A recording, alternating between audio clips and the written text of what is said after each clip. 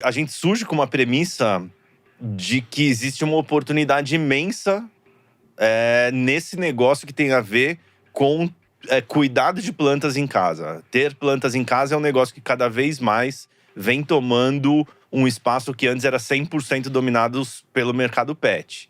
Tá? Então as pessoas antes costumavam ter gatos e cachorro, hoje elas têm planta.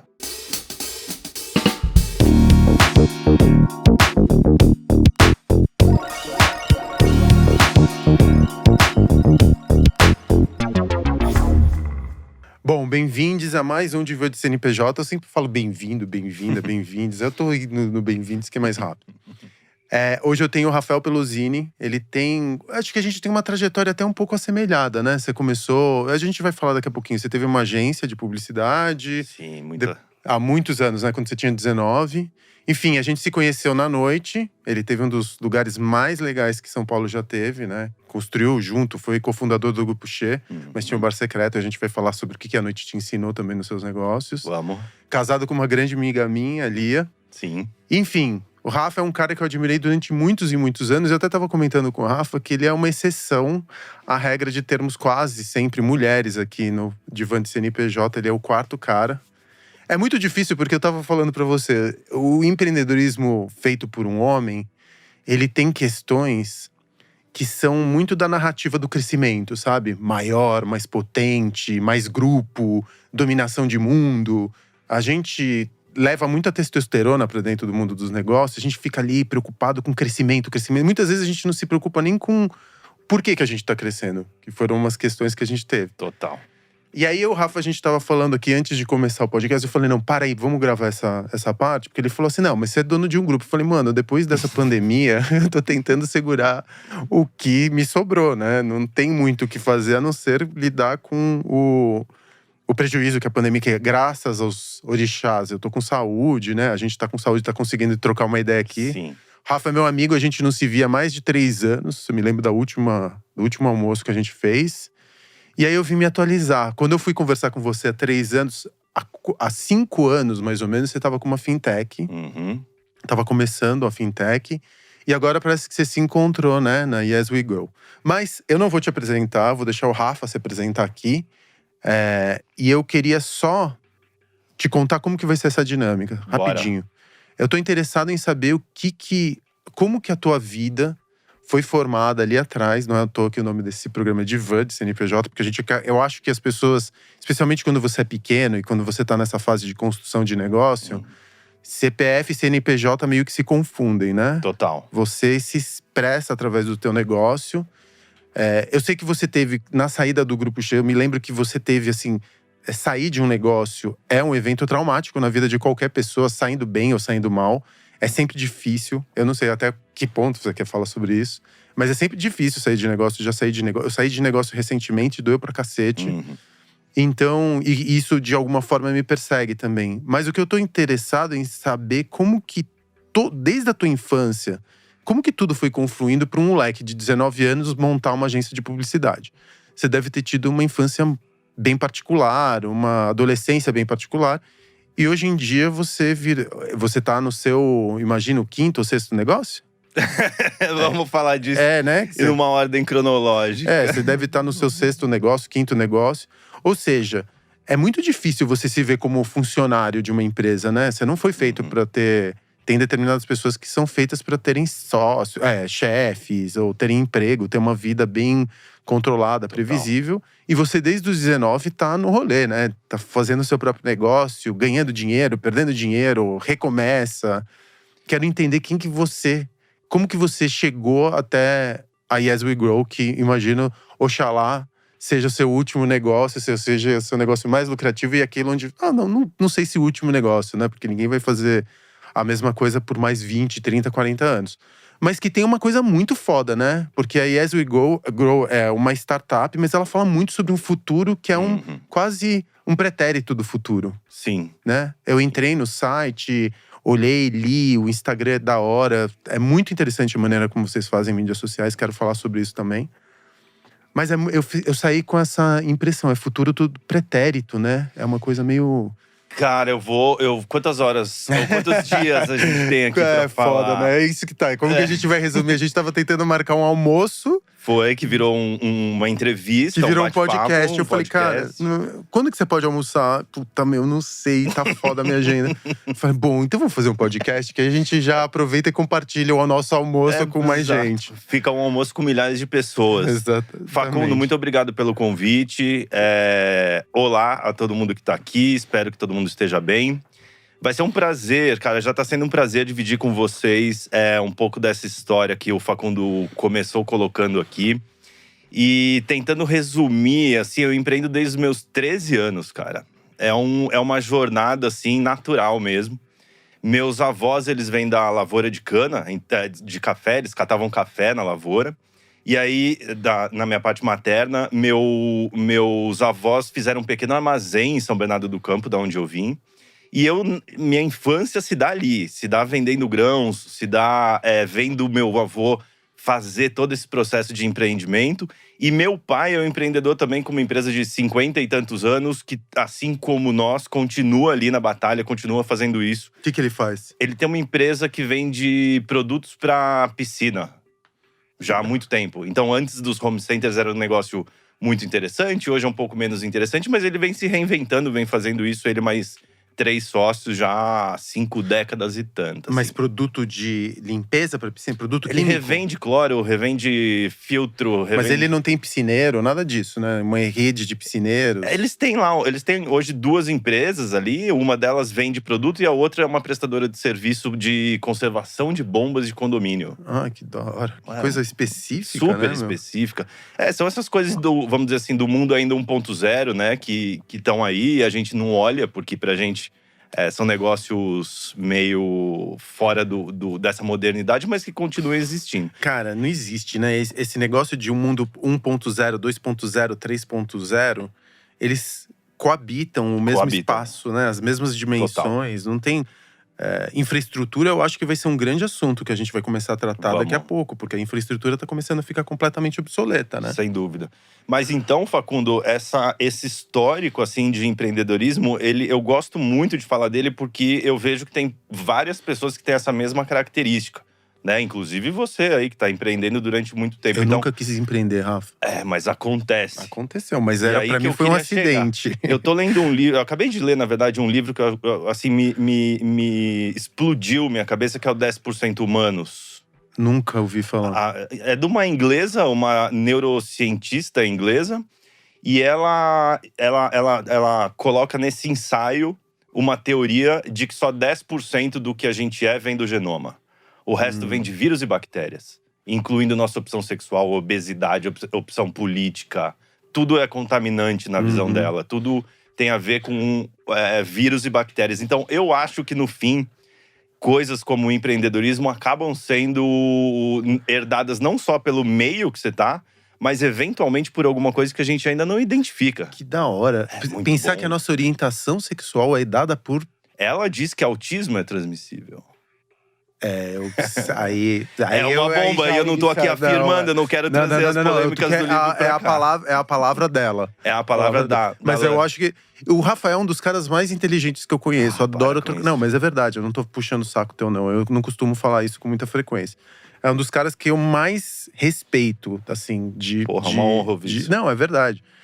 Sempre aprendo com ele. Eu vou ler esse teu livro. Eu costumo muito ler a partir da indicação de outras pessoas que eu admiro. Acho que é a melhor maneira. Eu acho que você vai gostar. Porque, enfim, independente do livro, né?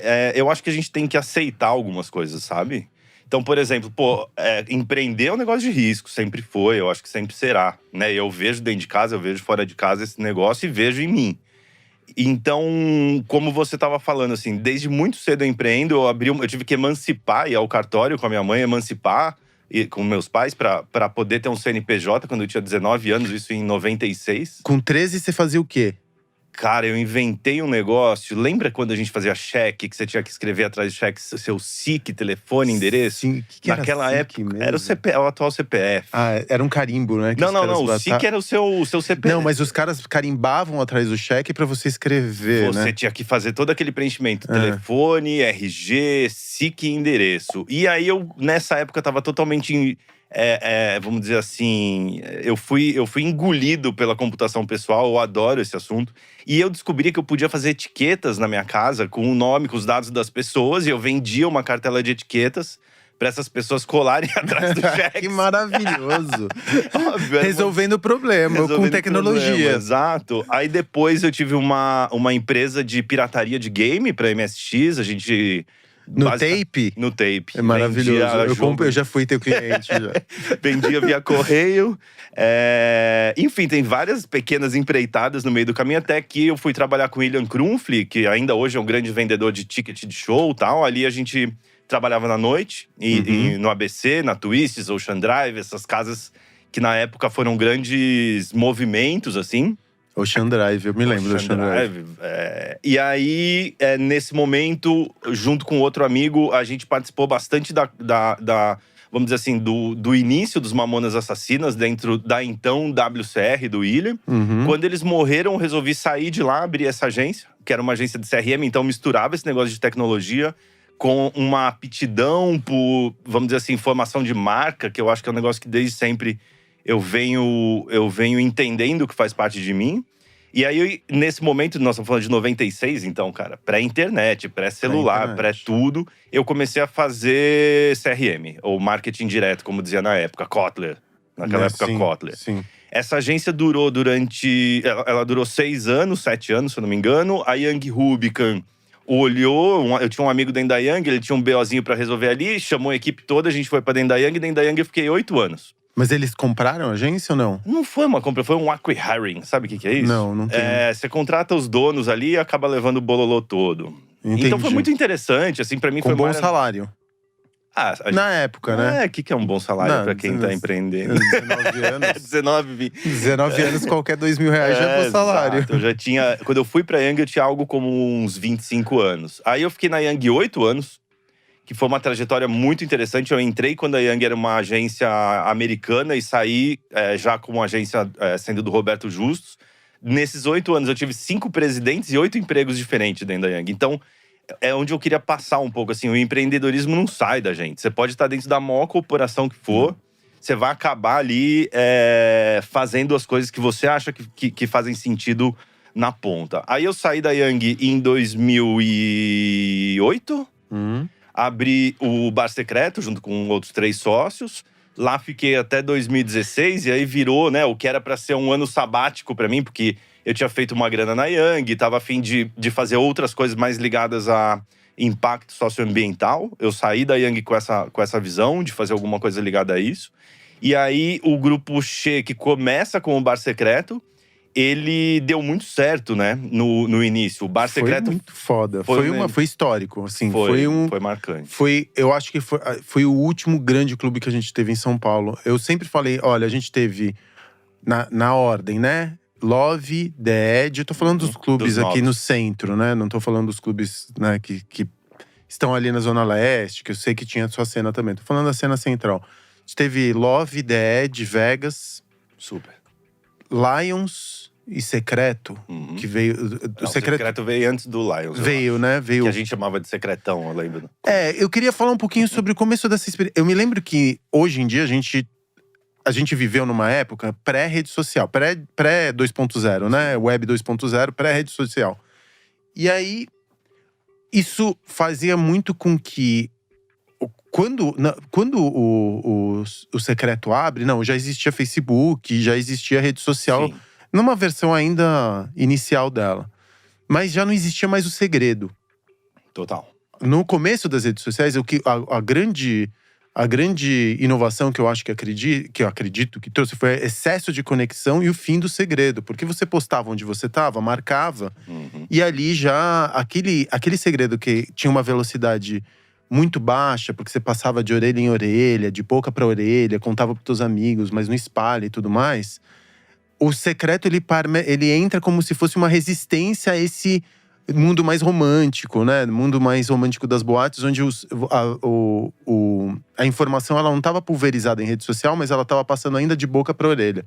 Como foi esse começo do Secreto? Eu me lembro que eu fui numa festa, acho que foi uma das primeiras festas que vocês fizeram. O bagulho ainda tava em construção. Sim. A gente não sabia o que ia ser, se ia ser um bar, um restaurante. No começo do Secreto tinha hambúrguer. Que era uma coisa completamente impensada. Porque quando você pensa em boate, você fala, pô, os caras estão… Ele abria mais cedo como uma hamburgueria, bar. E depois entrava e depois o pau torava. Exato. Porque ele chegou a receber, sei lá, de Too Many DJs, a Madonna. Teve uma festa ultra insensada em São Paulo, que foi o dia que a Madonna fechou o Secreto pra fazer uma festa pra ela e pros seus dançarinos. Como foi que vocês conseguiram… Eu me lembro que nem você, nem o Seba, nenhum dos sócios vinha diretamente da noite, né? Você tinha começado antes com uma eu tive uma marca de roupas, né? Ali no Oscar Freire. O Seba e a Karina tinham a Surface to Wear. Surface to Wear, sim. E aí, eu, Davi e o Lucas, a gente começou o Bar Secreto e a gente resolveu juntar tudo. Então vocês começaram o Bar Foi. Secreto. Porque depois também, como a Karina era uma grande, né? Exato, PR, é uma PR gigantesca. As histórias meio que se confundiram. Sim. E como foi esse começo do Bar Secreto? Vocês frequentavam que boa… Eu pergunto isso porque pra mim, cara… Desculpa, eu não tô querendo monopolizar a nossa conversa. Mas pra mim, entretenimento, cara, é uma ferramenta. Uhum. Né? Você trabalhando com noite, você aprendeu a deixar o produto… Eu não gosto muito da palavra, mas eu vou usá-la aqui. Mais sexy, o desejo, o segredo. Porque a gente vive de criar desejo nas pessoas. Eu entrei na Yes We Grow, e por isso que eu tô trazendo de Secreto a Yes We Grow. Porque você tá falando de ferramentas de entretenimento que você usa em qualquer tipo de negócio. E, cara, eu olhei pra aquilo e falei, cara, por que eu não tenho uma hortinha em casa? Por que eu não… Mesmo que seja pra brincar, né? De você cultivar a sua própria alimentação. Pra você começar a travar contato com aquela coisa que ficou meio invisível de achar que alface cresce em supermercado. Sim. Em sacada. Sim. Né? Você perde o contato com as coisas. E me deu vontade, até mandar a maneira como vocês comunicam nas redes sociais, que é uma rede social grande, sei lá, tem dezenas de milhares, 50 mil seguidores, 52 mil. Quase 90 mil já. 90 mil? No Insta. Ao todo tem 180 mil. Mas, cara, do Bar Secreto a Surface to Wear, do Bar Secreto a Yes We Grow, o que eu acho que tem aí de trajetória, né? O Bar Secreto, ele surge para atender uma demanda que, naquele momento específico, era uma grande lacuna, era uma grande oportunidade. Que era o quê? Na noite de São Paulo, e porra, você sabe o quanto eu sou fã do que você fez, né? O Vegas é um lugar que… Cara, eu tenho histórias assim como eu tenho no Bar Secreto. É um negócio maravilhoso. Eu vou contar uma delas. Não, eu vou contar. Eu vou contar uma delas. Um dia a gente vendia ficha. Ficha, né? De 5, 10, 15, 25. Porque eu não queria ter comanda. Sim. E aí um dia eu sei que chega um boy lá no caixa do Vegas e fala assim, R$2.000 em ficha! E aí compra, sei lá, uma caralhada de ficha e sai distribuindo pras pessoas e jogando. É maravilhoso. Fez a noite de muita gente. Você sentiu que tava em Vegas. Você devia ter fechado algum contrato no dia. Foi exatamente isso. Eu tinha sido promovido e a gente saiu em amigos pra comemorar isso no Vegas, né? Então teve esse negócio do Bar Secreto, cara. Então assim, o Vegas era um lugar maravilhoso, todos os outros lugares, The Edge, tudo isso, pô, Love, né? Assim, não tem como dizer que foi diferente do Bar Secreto. Eu acho que até foi maior, tal. Mas o que o Bar Secreto pegou como diferencial foi criar uma noite mais adulta. Então a gente mixou ali coquetelaria, que era um negócio que tava mais ligado a um bareto, um lugar menos porrada, assim, menos, como você falou, que estourava mesmo na noite. Então a gente juntou bastante coquetelaria, que naquela época as noites eram um copo de plástico com uma mistura de vodka com alguma coisa, lembra? Era o que virava ali. Então, meus sócios franceses trouxeram bastante isso. Falaram, não, porra, vamos fazer um lugar que tenha coquetelaria foda.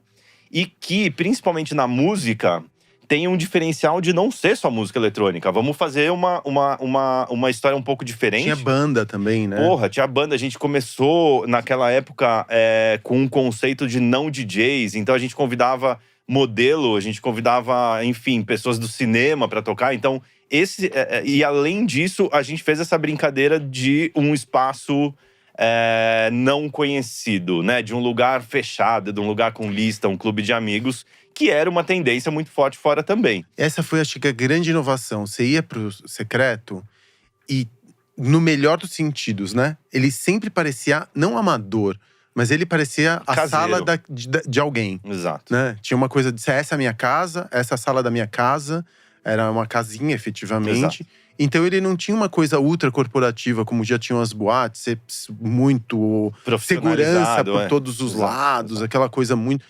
Até a própria decoração, ela tinha muita personalidade e transparecia a personalidade de todos os sócios que estavam na história, né? Isso foi muito legal no Secreto. Então foi isso, assim, a gente não era da noite, eu acho que esse foi um grande… asset é terrível, né? Foi um grande ponto favorável, assim, pro negócio dar certo, porque as pessoas que frequentam, elas não querem o negócio da noite, você quer uma boa festa. Né? E eu acho que isso hoje tá muito difundido em vários lugares que não necessariamente pelo Secreto, mas que esse negócio se concretizou. Então hoje os lugares têm coquetelaria, os lugares têm esse espaço de música não eletrônica. Apesar de eu adorar música eletrônica, eu gosto também de ter essa diferença, né? De ter um lugar que seja um pouco, vamos dizer assim, mais misturado em termos de gosto artístico. E aí o Secreto foi uma história muito louca, porque ele começa secreto realmente, até que um belo dia, eu nunca vou me esquecer, foi no final do ano, a gente recebe o convite da equipe da Madonna, através da Karina, que fez toda essa ponte. A gente recebe a notícia de que a Madonna vai fazer o encerramento da turnê dela lá. Até aí já é uma grande notícia. O que estourou o assunto foi que foi a primeira vez que ela apareceu em público com Jesus, com o tal namorado. Ah, sim. Cara, terminou essa festa, no dia seguinte de manhã eu tinha um voo pra Londres, que minha ex-namorada morava lá, fui passar o fim de ano lá. Eu chego no Heathrow, pego o metrozinho, no tabloide de Londres estava meu bar. Eu falei, bom, agora acho que não é mais… Que orgulho deve ter sido também. Puta orgulho. Né? Eu me lembro, cara, porque assim… E é uma coisa não programada, né? É um negócio que você nunca vai conseguir fazer um PR desse tamanho. Não, de jeito nenhum. E eu me lembro, assim, da minha experiência como… Não era concorrente porque a gente, né, compartilhava, os públicos eram diferentes. Vocês foram um dos primeiros lugares que criaram também um marco em Pinheiros, né? Foi.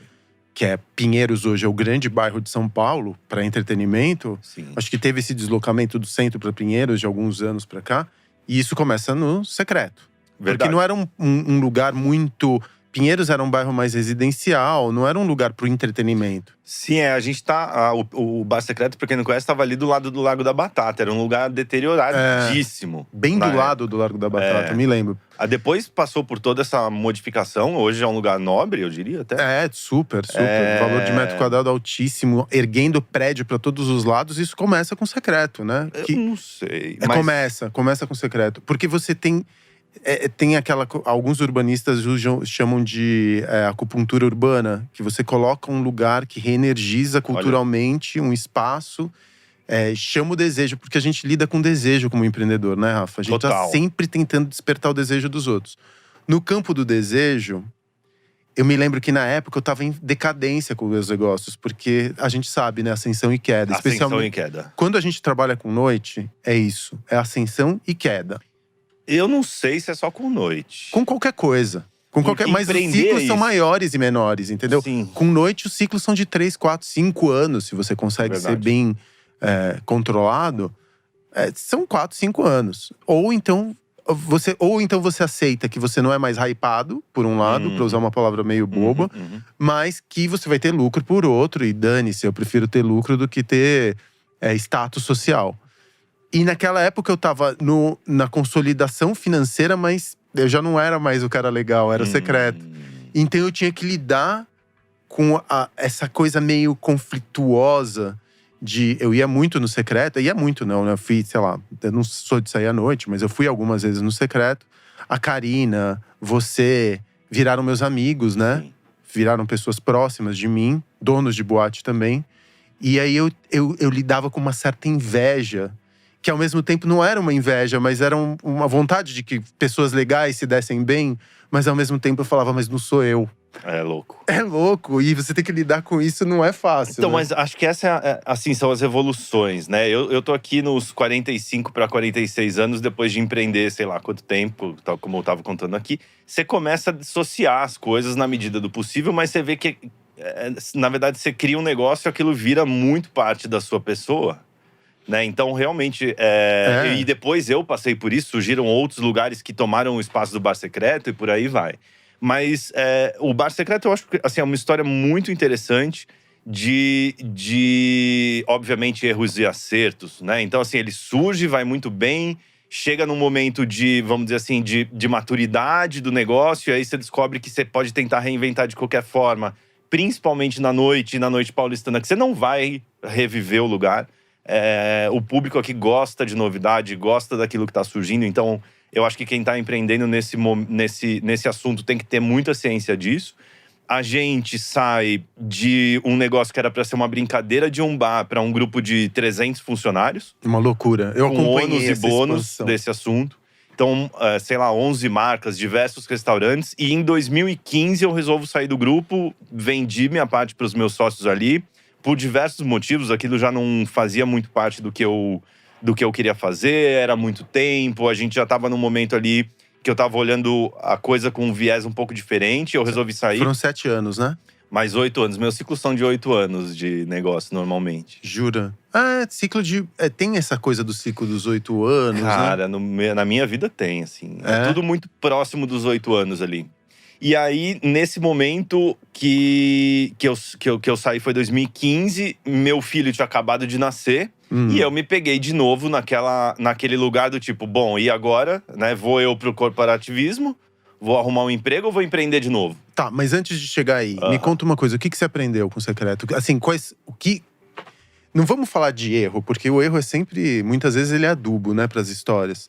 E erro é sempre uma coisa subjetiva, né? Não tô falando que você errou, o Secreto errou, não sei o quê. O negócio teve sua maturidade. Sim. Quais são as grandes lições que você aprendeu com o Secreto?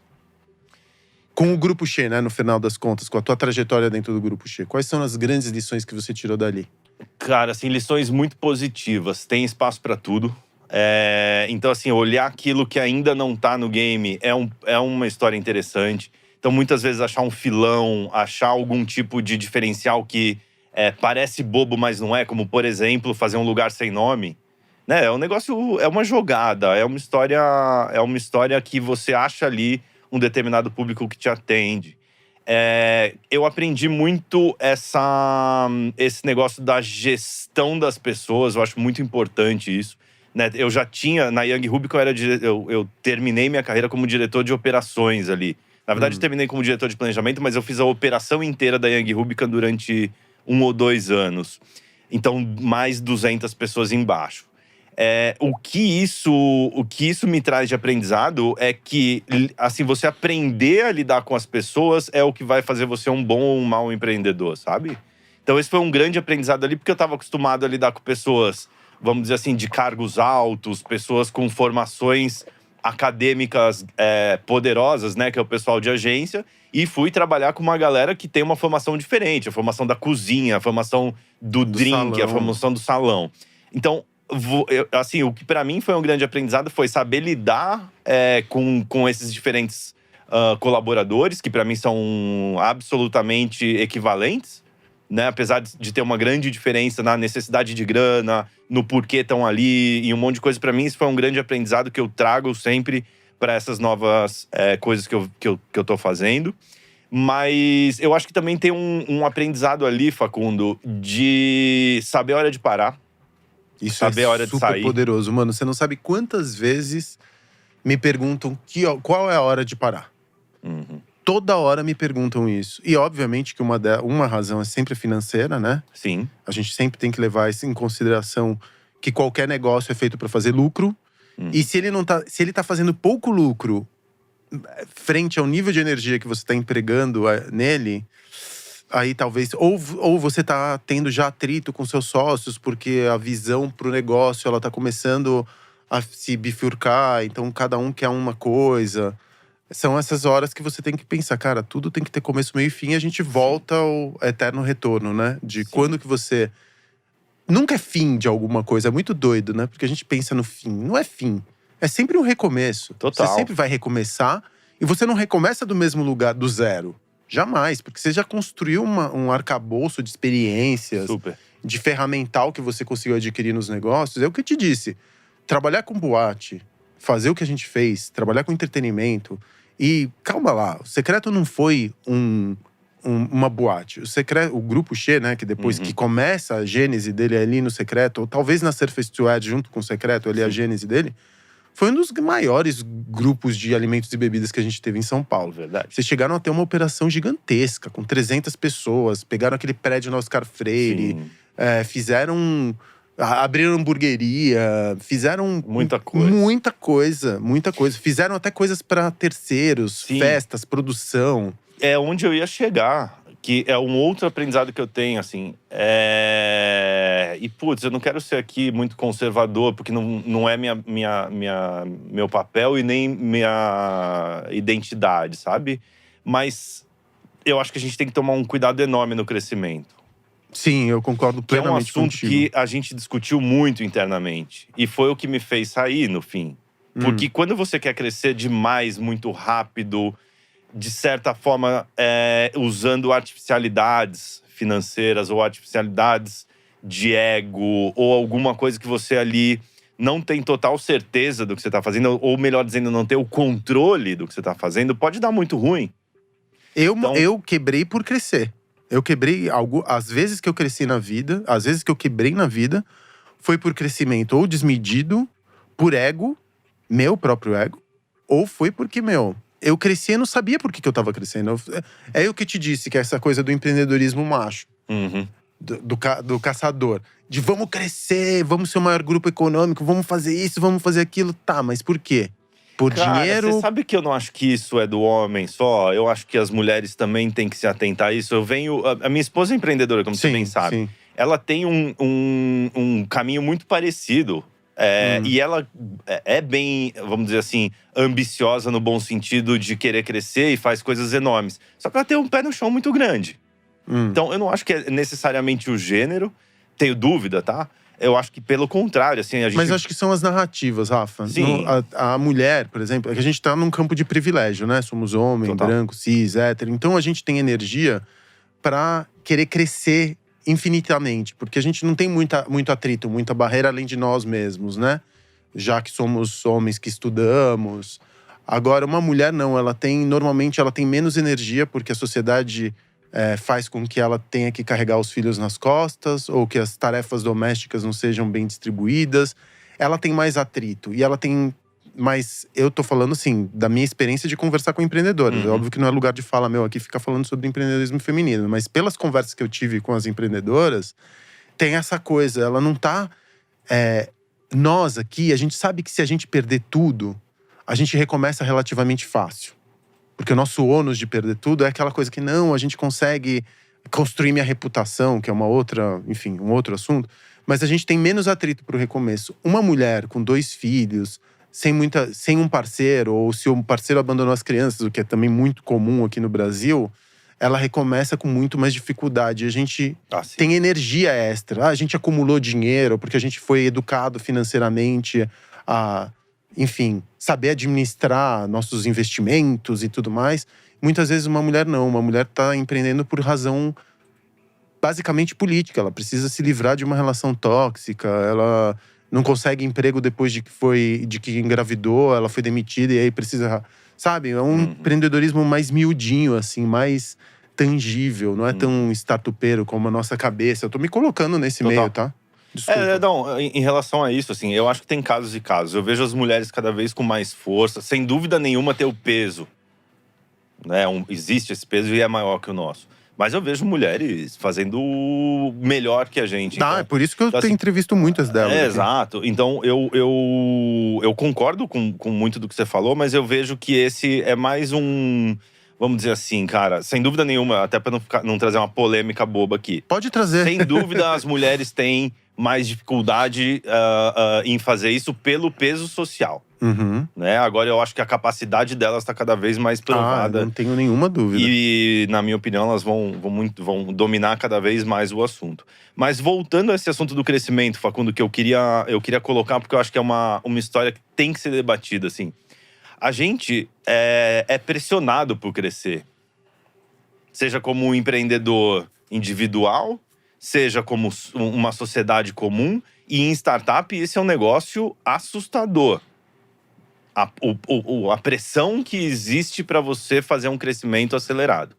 Então, esse é um mundo novo pra mim, por isso que eu tô trazendo aqui pro Divã. É um mundo novo pra mim, porque desde então, desde da minha infância até o final do Grupo X, eu sempre tinha feito um negócio que se chama bootstrapped, ou seja, com dinheiro próprio. Né? Juntam-se amigos, coloca-se algum tipo de dinheiro ali, e esse dinheirinho que vai fazer você crescer, ou né, você faz algumas catapultas de trazer financiamento externo, seja de um capital de giro, seja um bom patrocínio, mas é um dinheiro ali de dono. Depois, de 2015 para 2016, eu fundei As We Grow, fundei uma fintech chamada Noodle.cx e sou cofundador de uma chamada Envisioning.io. Todas essas startups, elas vivem então, exceto Envisioning, que tem uma característica um pouco diferente, porque ela surgiu com dinheiro próprio. Essas empresas, elas vivem nesse mundo do venture capital. Então, como é que é essa trajetória? E peço desculpa se estiver sendo muito Pelo amor de Deus, eu acho infantil na conversa aqui. Muita gente sabe do que eu tô falando. Você sai de um dinheiro chamado Friends and Family, faz uma rodada Anjos, depois uma rodada Seed, aí você vai fazer a famosa Série A, que é onde você chega no Venture Capital. Existe um playbook para você fazer isso. Existe uma regrinha para se fazer isso, que significa… você vai dar tantos % de participação da sua empresa se ela der certo para quem está investindo. Você tem que crescer 10 vezes e depois crescer mais 4 vezes e depois crescer mais 3 vezes ao ano, e assim você vai conseguir fazer a Série A. Ou seja, você toma um dinheiro inicialmente com pessoas físicas, que são os seus amigos, são os clubes de anjos, são as pessoas de dinheiro seed, que vão te ajudar a dar o primeiro passo da empresa, mas com uma pressão de crescimento que eu desafio qualquer multinacional a ter. Eu desafio qualquer grande empresa a ter. Eu tô passando por isso agora. É uma loucura. É uma loucura mesmo. E eu não tô aqui reclamando, eu tô fazendo minha 4ª rodada de captação na As We Grow, tá? Então, eu tô entendendo esse mundo agora, mas não tem como não trazer pro Divã. Porque é um custo de crescimento que às vezes você começa a se perguntar, será que isso é possível? Será que isso é saudável? A que custo? Né? Exatamente. Porque a gente tá fazendo marca. Eu acho que fazer marca, e é uma coisa que a gente aprendeu com Noite, isso é muito difícil você construir uma marca que seja organicamente feita, sem que seja feita com que tenha uma narrativa. Você conte uma história através dessa marca, né? Porque muitas vezes é o empreendedor que infusiona essa marca com suas questões existenciais, enfim, seus desejos de futuro. Tenho certeza que a As We Grow vem de um incômodo teu de artificialidade. Tenho absoluta certeza, até porque eu te conheço um pouquinho. Eu sei que você é meio do mato mesmo. Você tem essa coisa meio retorno idílico ou bucólico a um passado que você tem mais materialidade, né, nas coisas. Mas, cara, tem uma hora que a gente para pra pensar e fala assim, tá, eu tô passando exatamente por isso no altar. Eu tenho com 5 casinhas, a gente tá sendo catapultado a 70. E eu falo, até que ponto eu vou conseguir sustentar essa narrativa de marca com 70 casas? Então. Cara, pensa, né? A As We Grow, ela surge para ser uma marca. Então, é uma empresa de bens de consumo. Então, ela surge para ser… Total B2C sempre. Total B2C, venda direta ao consumidor pelo digital. 80% das vendas do ano passado foram no B2C e em canais digitais.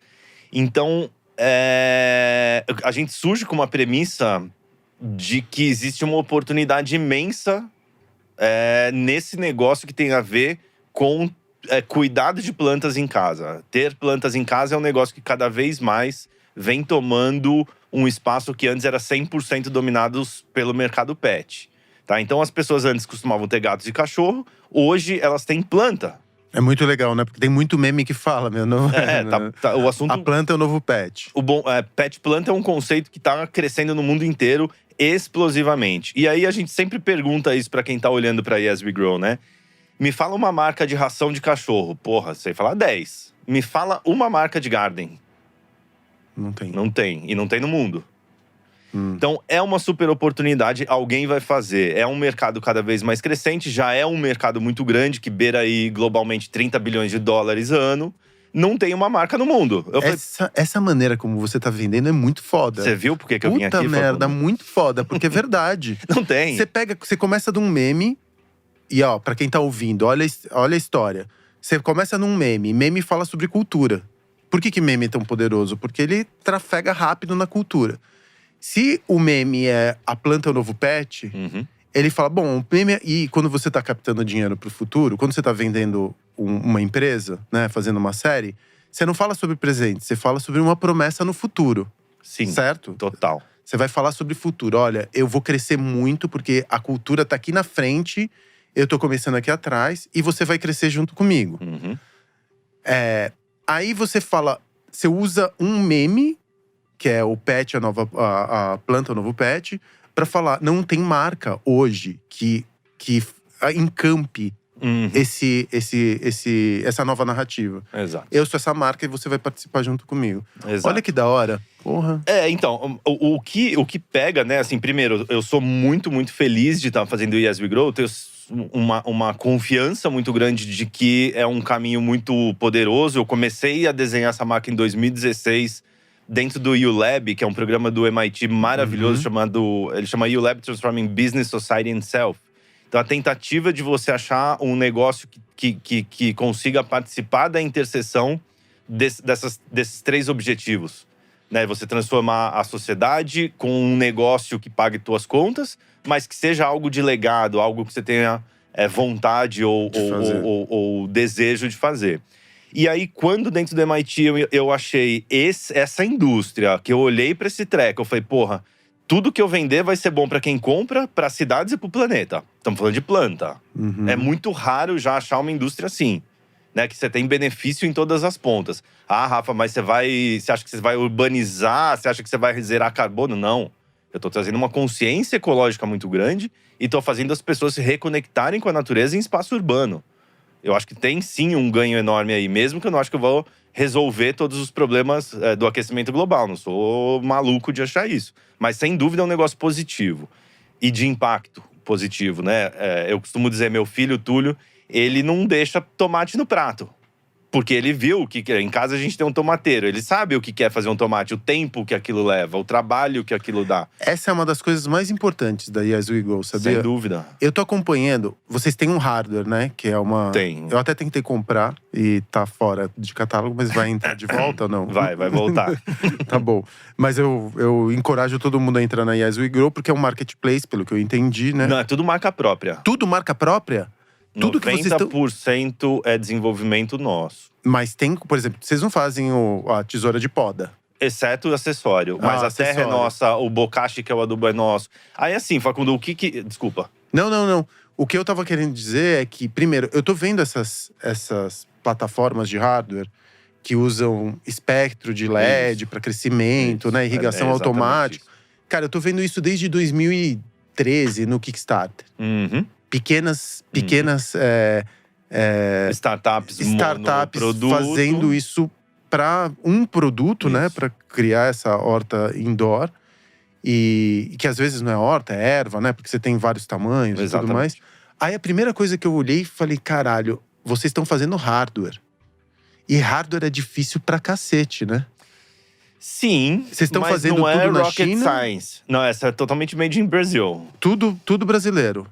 Tecnologia lógico, LED de vocês… a gente importa, não, mas lógico. O restante é nacional. Mas a montagem disso tudo é aqui no Brasil. É um produto brasileiro. É uma fabriquinha que vocês têm. Eu não tenho nada, só tenho a parte estratégica. Então, por exemplo, o mês passado, esse mês de abril, agora que terminou a semana passada, a gente vendeu algo como 7 mil itens online. Então é bastante coisa. A gente não produz nenhum desses 7. O que eu fiz, né? Junto com meus sócios, a gente montou uma estrutura que ela é totalmente estratégica. Então a gente tem o desenvolvimento de produto interno, comunicação interna, relação com o consumidor interna, tecnologia, marca, tudo dentro de casa. E a gente terceiriza toda a produção disso com fornecedores no Brasil. Então o pessoal de Olambra, o pessoal que produz substrato, que produz adubo. Debaixo da tua marca. Eles produzem para mim com a minha própria marca. Então a gente desenvolve a embalagem, desenvolve… o que vai ter ali dentro, com um time de agrônomas muito poderoso. O produto é muito bom. Mas, assim, porque essa marca surgiu para ser uma marca do Brasil para o mundo. Uma marca que vai internacionalizar seu negócio. Então, eu não posso ter fábrica. A gente não tem logística, a gente não tem galpão, não tem nada disso. O que a gente tem é a força da marca e uma curadoria de produtos muito poderosa, assim. Não deixa de ser não é um marketplace, né? Porque vocês não vendem outras marcas, mas… Cara, o nome certo para isso é Digital Native Vertical Brand. É uma marca nascida no digital, mas que ela procura ter, vamos dizer assim, o domínio da cadeia de tudo que não tem a ver com o produtivo. Né? Algumas Digital Native Vertical Brands cuidam da sua produção, a gente optou por não. Porque, de novo, como é uma oportunidade de internacionalizar enorme, porque eu tava falando com um fundo de investimento semana passada, muito interessante, e ele falou uma frase que eu adorei. Exportar produto para jardinagem ou produto para quem quer fazer uma horta urbana do Brasil é a mesma coisa que o Japão exportar robô. Tem uma legitimidade muito grande. Isso é verdade. O Brasil exportar robô, infelizmente, não faz muito sentido. Agora, exportar tudo que tem a ver com natureza faz muito sentido. Então, não só tem essa oportunidade de ainda mesmo lá fora não ter uma marca moderna, digital, com a pegada que a gente tem de design e de tecnologia, oferecendo um portfólio completo. Por exemplo, essas hortas que você citou, a mais conhecida chama Click and Grow. Sim. Ela já foi adquirida pela IKEA. Olha, que da hora. Porque é o que tende a acontecer nesse mercado. Grandes players tendem a colocar muito adubo para que esse negócio cresça Rafa, bastante. E o Farmbot? Cara, isso não é um caminho? Mas tá mais ligado ao agro, na minha opinião, essa história da robotização. Mas, por exemplo, eu vi, por exemplo… isso você consegue encontrar com Arduino umas hortas, que são hortas mesmo, que trabalham com 2 eixos, né? X e Y. Sim. E aí, por um aplicativo, ele vai, irriga. É como se fosse uma impressora. Exato. Só que é barato, quer dizer, relativamente barato. Eu vi aqui, sei lá, uma horta para cuidar do consumo de uma família de 4 pessoas custava, né, o kit custava $2.000. Isso. Quer dizer, no longo prazo, pelo preço da hortaliça hoje no Brasil, isso até se pagaria. Vocês não pensam em aumentar a escala para ir na Sem pequena dúvida. Propriedade? Cara, assim, a gente tá muito focado em falar com o consumidor final que vive na cidade e que quer um produto para casa dele. Então, se a gente pensar isso de novo, né, nesse volume de vendas que a gente faz, não dá ainda para ir para um produto de $2.000. Sei. Porque você não tem tanta gente disposta a pagar isso para ter sua própria hortaliça que você pode comprar na esquina. Porque o mercado de cannabis, por exemplo, muda completamente esse jogo. Sim, eu ia perguntar isso para você. O mercado medicinal de qualquer planta, eu tô falando aqui de cannabis, mas podemos falar de 1000 outras plantas. Isso sim pode mudar radicalmente o jogo. A pequena propriedade… De novo, assim, né? Eu não tenho a menor capacidade hoje de brigar com o mundo do agro. O mundo do agro tem um poder… Nem tua intenção. Não, digo, competir, né? Então, assim, os sítios, as fazendas, eles já são muito bem atendidos por marcas do agro. E eu acho que tem uma demanda, Facundo, de novo. O negócio de cultivar em casa, seja o famoso urban jungle, né? Que pós-pandemia é uma febre, né? Seja uma pequena horta, seja microgreens, que são aqueles brotinhos, né? Você conhece bem. Isso tudo é cada vez mais forte. Então, eu tô muito focado nesse público. E eu não quero… como tem um mundo aí pra gente conquistar ainda, eu tô muito focado neles e pra lançar produto pra esse público. Então, todo mundo que tem uma planta em casa, ou quer ter uma planta em casa, seja comestível, seja medicinal, seja simplesmente ornamental, pode consumir As We Grow. Tem um mercado enorme ainda pra eu pegar e por isso que eu não tô dando passos em outros mercados, que eu acho que é um puta aprendizado também, né? De você diversificar com calma. Entendi. Né? Você pode diversificar produto, mas público é um negócio que enquanto você tiver pra crescer… que assim, pelo que eu entendi, olhando pra marca e tudo mais, ela tá muito mais no campo do didático e do terapêutico, né? Qual que é a intenção? Quando eu entrei lá, minha primeira intenção foi… Eu preciso mostrar pra minha filha como que a gente faz comida. Usando tecnologia, eu tenho um objeto bonito, porque o objeto… Vocês têm muito… Essa é uma coisa que vocês trouxeram também, imagino, do secreto, que é o senso estético, o bom gosto. Você entra… me chamou a atenção, né, da qualidade dos produtos, esteticamente falando. Falei, porra, tem um negócio aqui de ensinar minha filha a essa relação com o produtivo, né? Que a comida dela não surge no supermercado, mas ela é plantada. E como que e ela planta a sua própria comida. E tem o campo também terapêutico, porque você observar a passagem do tempo, que é uma coisa tão importante nos dias de hoje, né? Super. Como que o tempo ele tá se acelerando cada vez mais por excesso de estímulo, e o tempo da natureza é um outro tempo. Sim. E você se ter alguma coisa em volta de você que tenha o tempo natural e não o tempo do celular. Pra caramba. Então tem essa coisa. Inclusive, vocês usam isso nas redes sociais, né? Cara, a gente usa, mas mais como vamos dizer assim, um reconhecimento do que as pessoas que têm planta em casa sentem, do que uma coisa que a gente inventou.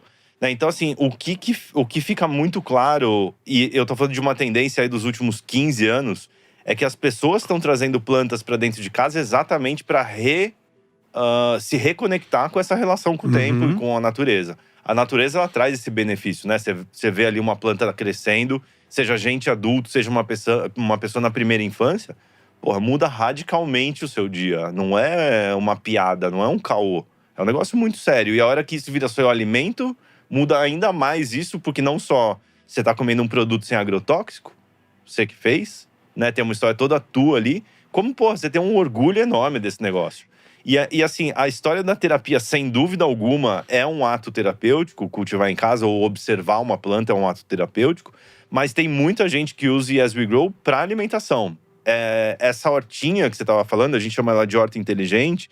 Ela produz uma quantidade muito legal de salada, algo como 60 a 80 gramas de salada de superfood, nós estamos falando de broto, em uma semana. Então, muita gente está adotando isso como um complemento da sua alimentação, até porque se você for comprar broto no supermercado, você vai deixar ali um salário mínimo mês, né? A horta produz isso numa velocidade muito interessante. Então, eu acho que esse conceito de você estar com a mão na horta, mas com um apoio tecnológico muito grande, vai ser o grande movimento que a gente vai ver aí nos próximos anos, sabe? 2 perguntas. Quantas você quiser. Tem a velha história do bolo. Você se lembra que quando eles lançaram aquelas caixinhas de bolo pronto, isso na década de 50, as donas de casa, foi um fracasso quando eles lançaram aqueles mix de químicos de bolo, né? Que era só bater e colocar no forno com água que o bolo ficava pronto. E essa é uma história bem conhecida no mundo do marketing, que falava que assim, como era muito automatizado, a dona de casa perdia o senso de recompensa porque o bolo saía pronto. Então, o que eles fizeram? Coloque 2 ovos. Maravilhoso. Ao colocar 2 ovos, a dona de casa poderia chegar na frente das suas visitas e falar: fui eu que fiz, porque efetivamente ela adicionou 2 ovos no mix. Os 2 ovos no mix não fazem, porque o ovo também pode ser feito enfim, o ovo pode ser liofilizado, ele pode virar pó, e não precisaria disso no final na receita. Mas os 2 ovos faziam com que existisse participação por conta da dona de casa do produto final. Quando você automatiza a horta, eu percebi que você não precisa irrigar por 21 dias, né? Dependendo Sim. do teu tipo de se é broto, você não precisa irrigar por 21 dias. Tem algum ritual que vocês pensaram em introduzir dentro dessa automatização para reconstruir essa reconexão? E para não ser mais uma coisa que você está lá plantando na tua casa, mas que você também quebrou essa relação com a natureza. Uhum. Tem algum ritual que vocês pensaram? Tem, cara, assim, porque a horta A inteligente… pergunta é idiota. Não é nada idiota, eu adorei. A horta inteligente, ela, assim, sem complicar muito, ela traz o conceito de centauro. Que é homem mais máquina fazendo um super negócio. Então, é você que planta. Não é o bracinho como da horta do Farmbot, do Farmbot que você citou. É um negócio muito menos robótico, ele depende de você. Lógico. Então, e outra coisa, por exemplo, no caso de broto, a cada 10 dias você vai lá e replanta. Você tem um trabalho, é você que tá fazendo, não é um robô. Apesar de ser um trabalho infinitamente menor do que se você for fazer todo o processo, você não precisa do sol nessa horta. Você tem uma iluminação altamente eficiente que você pode plantar dentro de um quarto sem janela, né? O que precisa ali, obviamente, é de ventilação e oxigênio, mas você tá ali, você tem que estar ali o tempo inteiro. Então, eu acho assim, a gente sempre foi muito questionado a pensar em coisas do tipo, não, faz alguma coisa que seja altamente sem interação humana. Eu falei, não existe isso no plantar. Você pode ir na fazenda mais tecnológica do planeta, vai ter alguém ali olhando, porque a natureza é um bicho único. Você tem cada vez mais automatização no agro, fato. Mas alguém tá ali com a mãozinha fazendo com que aquilo realmente exista. Mas, por exemplo, a gente tem um produto que é líder de vendas, que ele nada mais é do que um adubo em cápsula. É um adubo em cápsula de remédio. Isso eu acho um ato muito interessante, que é… A gente tem uma cultura ali que as pessoas têm que conseguir cuidar das plantas falando ao celular. Isso é o que guia nosso desenvolvimento de produtos. Então, eu acho que tudo que facilita, porque queira ou não, né? A gente quer fazer horta, a gente quer ter planta, a gente quer nossa casa mais verde, mais bonita. Mas a gente não tem tempo. A gente não tem tempo. A gente tem que lidar com isso. Então, assim como um dia a gente fez… Eu fiz um bar ali junto com meus sócios, que tinha um assunto diferente, e As We Grow traz isso também, sabe? Essa diferenciação na maneira como os produtos são apresentados, como você vai usar e como você vai… como você vai pegar o benefício disso. É o grande ponto focal nosso. E a gente tá falando isso, logicamente, quando o grande tema hoje da Yes We Grow é alimentação. Plantas. Planta, mas tudo bem. Quando eu entro lá, além do didático, do terapêutico, tô falando como consumidor, como minha percepção. Tá no campo da alimentação. Só que a gente tem… É possível você usar para fungos, por exemplo? Cara, eu adoro esse assunto de fungos, adoro muito. Eu também amo. Pra mim é um novo território, assim, fungos. Eu tô aprendendo muito. Eu também. Desde a psilocibina, que eu comecei a usar durante a pandemia, para tratamento de melancolias, até agora eu recebi a Vivi, né, num outro episódio aqui do Divã de CNPJ do Dr. Cannabis. Sim, adoro ela. Nossa, que mulher inteligentíssima, ela é incrível. E eu comecei a me tratar via Dr. Cannabis, eu tô achando o máximo. É muito bom mesmo. E fiz a minha primeira consulta com um psiquiatra, enfim, pra usar canabidiol da maneira correta e não do jeito… Eu sempre pegava lá com o meu acupunturista, tinha gosto de, sei lá, azeite andorinha, nem sabia o que eu tava usando. E agora eu falei, não, eu vou cientificizar essa parada e vou usar do jeito certo. Fungos, ervas. Quando que eu vou poder usar o Yes We Grow como minha farmácia e não como minha alimentação? Você tem planos pra isso? Sim, sem dúvida nenhuma. A gente tá olhando cada vez mais pra tudo que é medicinal, porque… Porque o hardware tá aí, né, velho? O hardware tá aí. Agora é o software que vocês vão colocar em cima. Você não acha que isso pode ser mais potente do que a alimentação? Eu tô dizendo aí, nas rodas de bares, que o fungo ou os cogumelos são a nova cannabis. Eu acho, total. No campo da cultura, certamente. Que a Vivi não nos ouça, mas eu acho que é um mercado ainda mais promissor. Inclusive, pra quem não assistiu o filme Fungos Fantásticos no Netflix… Maravilhoso. Eu já assisti 3 vezes. Explica muito da origem que a gente observa no dia a dia. Então, assim, primeiro, fungo e planta é um negócio que não existe um sem outro. Sim, total. Né? A gente vende, o adubo que a gente usa, que eu nem uso esse termo, mas é um bocashi, ele é totalmente baseado em fermentação. Então, no fim, é o fungo que faz a planta crescer. E esse é o sucesso da Yes We Grow, tá? 60% do que eu vendo é isso. É um adubo muito poderoso que a gente criou e deu uma cara muito legal, que faz com que qualquer um consiga cultivar sua planta com pouco esforço, porque foi feito um produto para a pessoa da cidade. Antes era aquele negócio NPK. Eu costumo dizer com toda a arrogância que isso possa soar, que o que a gente está fazendo pela agricultura urbana é o que um dia a Apple fez por comunicação. Antes era uma coisa de engenheiro. A gente tá tentando desmistificar. Vocês transformaram em cápsulas. A gente transformou em cápsulas, a gente tá dando uma cara ali que as pessoas estão com vontade de comprar, sabe? Que é o que a psilocibina tá fazendo também. Porque no campo dos fungos… Total. A psilocibina, antigamente, você consumia cogumelo pra entretenimento, né? Sim. Todos nós já consumimos muito cogumelo mágico. E vinham uns fardos, assim, uns bagulhos seco. Você via, olhava, eu catava na bosta. E outro dia… eu pedi psilocibina e eu recebi numa cápsula vermelha, ainda fazendo uma referência à Matrix. É maravilhoso. Eu achei maravilhoso. Eu falei, nossa, tá assim, no campo cultural, porque tudo é como você consome.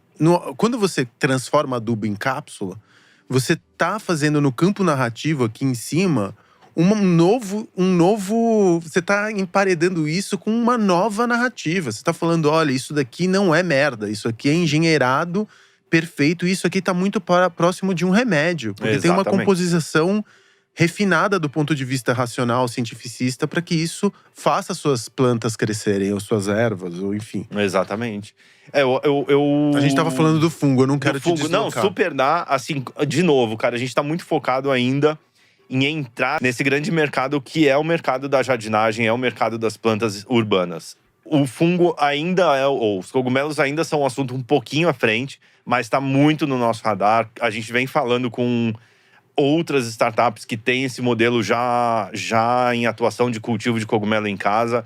Não é complexo, pelo contrário, mas eu entendo que se fazer planta para comer em casa já é um pouco à frente do tempo, por incrível que pareça, fazer cogumelo é ainda mais de nicho. Então, em termos de negócio, estratégia de negócio, eu ainda tenho muito a ganhar em planta com Yes We Grow. E eu espero que a gente tenha…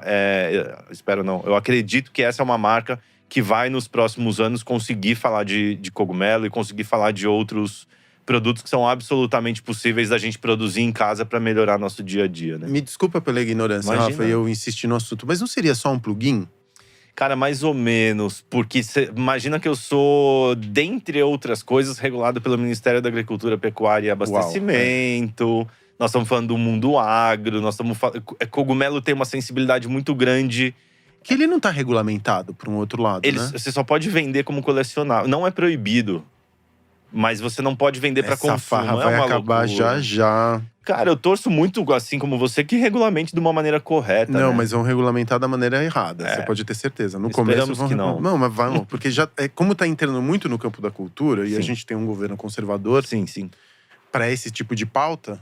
Sem E você dúvida. também tem a indústria farmacêutica, uma indústria que se incomoda muito com coisas que você possa… Se você tem Sem uma dúvida. farmácia em casa, essa é uma ideia que provavelmente irrita muita gente poderosa.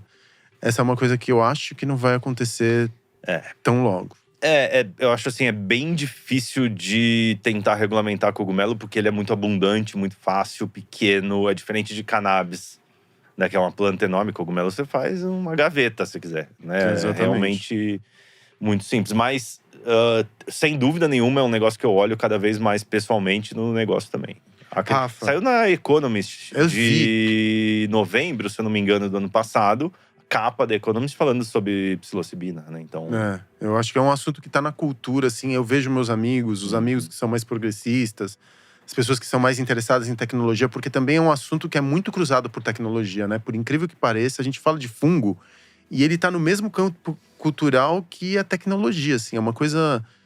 eu leio muito em revistas ou sites especializados em tecnologia, inovações no campo do fungo, porque a gente descobriu o fungo recentemente, né? Até pouco tempo a gente não sabia nem se era planta, a gente não conseguia nem dar nome para aquilo, era uma coisa que crescia porque crescia na bosta, você não dava nenhum valor, além, lógico, do entretenimento, né? Da experiência psicodélica, que é importante ali no campo cultural também, óbvio. Mas agora ele tá voltando com força, né? No assunto cultural. Cara, o fungo é responsável pela cerveja, pelo queijo, por dizer. Tudo. Ele nunca deixou de existir na nossa… Mas ele sempre na foi nossa colocado na sociedade. sombra, né? Sim, não dava Literalmente. esse valor, né? Não dava esse valor pra ele. Mas tem o reino dos fungos, né? A gente esquece disso. É verdade. Vem antes do reino das plantas. Exatamente. Ô, Rafa, pra terminar aqui, que eu sei que você é um homem de pouco horário, que você Ficaria tá com aqui hora… dias. Também. Queria te fazer uma pergunta que muito me fazem. Muita gente legal, que não tem muito recurso. Eu sei que nas suas saídas dos lugares e tudo mais, você nunca começou com milhões no bolso, né? Você sempre estava ali caçando dinheiro, procurando investimento. Continuo nessa. Continua nessa. Eu sei que você tá fazendo round agora, por isso que você também tá com a agenda tão apertada. Sempre me perguntam isso. Cara, eu tenho uma ideia foda e eu preciso encontrar dinheiro. Só que a ideia tá na minha cabeça. Aí eu pergunto pra pessoa assim, pô, manda pra mim aí, deixa eu ver o que você tá pensando. Ah, não desenhei nada. A pessoa tem muito medo de abrir os seus pensamentos pra outras pessoas, porque tem medo de roubar a ideia. Então eu vou fazer a pergunta que eu mais ouço pra você. E aí, eu tenho uma boa ideia. O que você faria a partir disso? Você pode desenhar uma trajetória mínima, assim, já como um investidor, como um empreendedor já experiente, que já passou, já captou, já conseguiu seed, family and friends e tudo mais. Qual que seria, assim, um campo inteligente para você conseguir que alguém coloque dinheiro em você ou na sua ideia? Cara, essa é uma pergunta que eu adoro falar sobre ela, porque eu acho que não tem uma resposta. Mas mas esse é um mercado codificado. A gente tava falando sobre isso agora há pouco. Então, mas eu não… Assim, onde eu queria chegar primeiro, eu acho que depende muito de quem é a pessoa. Né? Se é uma pessoa que tem zero acesso, eu faria um caminho A. Se é uma pessoa que tem outro Zero acesso. zero acesso, putz, assim, se você acha que você tem uma boa ideia, pensa de novo. Não é boa. Começamos daí. Primeiro passo. Segundo, qual que é a regra, né, cara, assim, que se ouve muito? Testa ao máximo.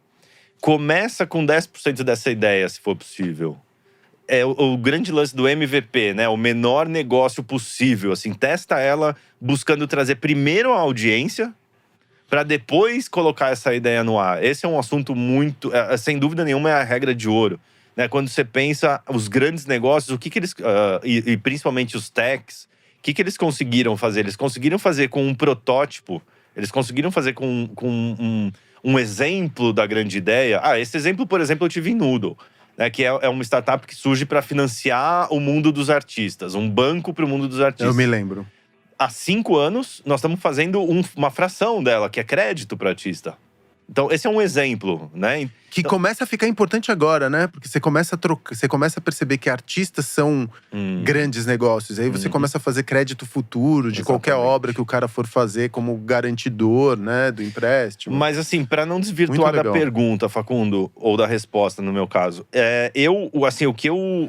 o que eu falo para essas pessoas é: começa. Eu não tenho dinheiro. Começa com o que dá. Por exemplo, Yes We Grow. Eu tava absolutamente sem dinheiro quando eu comecei. O que eu fiz? Eu fui até Olambra, comprei 10 sacos de terra, imprimi na minha casa o saco de terra e fui pra uma feira pra ver se vendia. Porra, vendi 10 sacos. Vou fazer mais 20 sacos. Vou fazer mais 100 sacos. E a partir daí você começa a provar, porque o grande lance, a grande dificuldade, e que essa dificuldade ela vai aumentando, é você provar que você tem capacidade de escalar. Então, hoje eu atendo 1, amanhã eu atendo 10, depois eu atendo 100, depois eu atendo 1.000, 10.000, 100.000 e assim por diante. É isso que investidores querem ver. Sendo mais prático, né? Então, a primeira coisa para mim é prototipar a ideia o quanto antes, na medida do possível, principalmente se é uma ideia disruptiva, se é uma ideia que tem um potencial muito grande de se fazer. Depois disso, um caminho que hoje em dia é absolutamente trilhável é do mundo dos clubes de investimento, dos clubes de anjo. Então, você tem no Brasil e no mundo alguns clubes. No Brasil, eu cito o Gavia Angels, ou Anjos do Brasil, Harvard Angels, enfim, tem vários aqui. A GV Angels também, acho que chama. GV Angels, que é o da FGV. Você tem vários fundos de anjos que você inscreve. Nos Estados Unidos tem um muito interessante chamado Y Combinator, que ele coloca $100 mil em ideia. Eu vi já. É Y, Y né? Combinator. Então, assim, tem vários caminhos de fundo que são, vamos dizer assim, acessíveis para uma primeira expressão dessa boa ideia. Mas, de novo, assim, e eu tenho certeza que as pessoas, as meninas e os rapazes que passaram por aqui concordam comigo. Tenha certeza que você quer seguir com essa ideia por muito tempo. A gente pensa um negócio e fala, putz, que legal, vou fazer, daqui 3 anos vou vender. Não vai vender, você vai vender daqui 10, 20 se vender. A chance é que você fique nesse negócio durante muito tempo. Então, isso não é para desencorajar. Eu adoro empreender, como eu falei aqui, eu não me vejo fazendo outra coisa. Mesmo que um dia que não aconteça, mas que não seja com o Yes We Grow, eu vou estar empreendendo, eu não vejo outro caminho para mim. Mas a certeza que a gente tem que ter é assim, daqui 10 anos, com essa ideia que essa pessoa teve, onde ela se vê? Ela se vê ainda dentro dessa ideia? Como ela se vê dentro dessa ideia? Fazendo o quê dentro dessa ideia? Sendo uma gerente financeira, sei lá, CFO? Sendo a presidente dessa ideia? Sendo o quê? Ganhando quanto? Porque eu acho que essa reflexão de futuro é o que a gente mais erra. Entendi. Você começa um negócio pensando muito no curto prazo, talvez no médio prazo, mas a gente esquece de olhar individualmente onde a gente quer estar daqui 10, 20 anos, sabe? Entendi. Assim Essa é uma que eu coisa muito dividiria. poderosa. E é muito sobre futuro, né? O seu, o da sua empresa, o futuro do crescimento. Exato. Se a cultura vai estar adaptada à sua ideia daqui a 10 anos, por exemplo. Eu não vejo agricultura urbana, ou… Esse é um macro assunto, né? Sim. Agricultura urbana. Eu não vejo esse assunto arrefecendo nos próximos 10, com crise climática, necessidade de redução de carbono, Exato. redução de cadeias de logísticas e tudo mais. farmácia. Então você tem vários campos culturais onde você pode aterrissar Yes We Grow Sim. no futuro, né? Então, obviamente, que dentro da narrativa, porque é muito louco, né? As pessoas chegam pra mim e falam assim, eu tenho uma ideia. Que ideia? Não existe ideia. Ideia não existe. Você tem que materializar isso, ter as patentes, né? Ter as marcas, dizer que você é dono disso, prototipar, como você estava dizendo, construir documentos que falem sobre esse futuro e que expliquem que o investidor vai ganhar dinheiro. O investidor é agnóstico, ele só está querendo que o dinheiro dele se reproduza. Sem dúvida. Né? Sem dúvida. E tem outras fontes, assim, você tem esse mundo do venture capital, que tá aí para fazer lucro, e você tem o mundo do impacto social, O crowd equity. Do crowd equity, do ESG. ESG, que tem muita gente, né? Tem muita muitos gente. bancos dedicando fundos para ESG. Então acho que tem muito caminho, assim. Mas a ideia é boa para em pé, né, Rafa? Se a ideia é boa, se o cerne é bom, se foi testado, o que eu falo, a ideia é o MVP pronto. Se o MVP pronto, ele é positivo, ele mostra que a ideia está adaptada para o futuro, mas ela é lucrativa no presente, que é uma coisa que também muita gente… Com essas narrativas de Uber, crescimento infinito, né? A gente tem, sei lá, o WeWork, que são os grandes unicórnios que foram criados em cima de promessas de futuro, mas que não dão dinheiro no presente. Eu acho que também está mudando um pouco o cenário, né? Os investidores estão querendo falar, isso aqui vai dar dinheiro daqui a 10 anos, mas não garante que o futuro vai corresponder ao presente, né? A gente está crescimento exponencial também, inclusive no campo da cultura.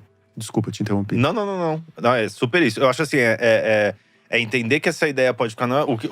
Em suma, enquanto você estava falando, eu estava pensando o seguinte. Eu acho que a pessoa está muito pronta para tomar muita porrada, sabe? E como você sobrevive, né? Enquanto esse negócio não der certo. De onde você tira teu dinheiro? Como que você paga? Vai ser…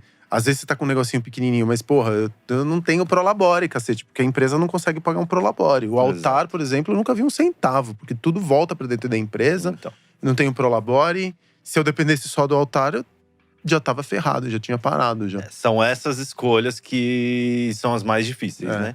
Porque como a gente falou lá no início, empreender é uma pessoa jurídica, mas por trás é você, é uma pessoa física. Com todo o risco e todo o possível bônus e ônus que isso vai ter, né? Gente, Rafael Pelosini, Facundo Guerra. Obrigado, cara. Obrigado pelo teu tempo. agradeço. Eu sei que você tá super corrido. Eu poderia ficar, como você disse, mais 1 hora trocando ideia aqui com você. Nossa, a gente falou… Cara, acho que a parte mais importante do programa, sério, é essa parte onde a gente fala como que, a partir de uma ideia, você consegue adubá-la para, no final das contas, conseguir vender a colheita futura no mercado de futuros ali, o teu negócio.